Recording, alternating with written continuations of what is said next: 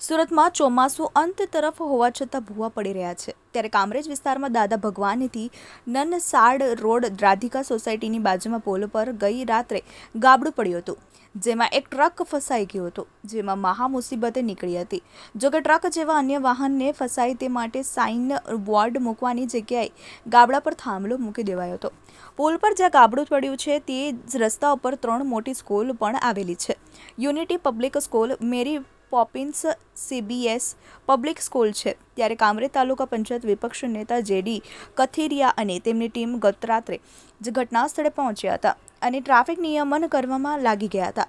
સ્થાનિકોએ કહ્યું કે આખા કામરેજ વિસ્તારના આ હાલ છે, જ્યાં જુઓ ત્યાં ખાડાનું સામ્રાજ્ય છે, જ્યાં જુઓ ત્યાં રખડતા ઢોરોનું સામ્રાજ્ય છે। અહીં કાયદો વ્યવસ્થા નીતિ નિયમ જેવું કંઈ જ લાગતું નથી। ગ્રામ પંચાયતના ભાજપી સભ્યો પણ મન ફાવે તેમ કારભાર ચલાવે છે। શિક્ષણ મંત્રી પ્રફુલભાઈ પાનસેરિયાને આ વિસ્તારમાંથી લોકોએ ચૂંટીને મોકલ્યા પણ એ પણ ભૂલી ગયા છે।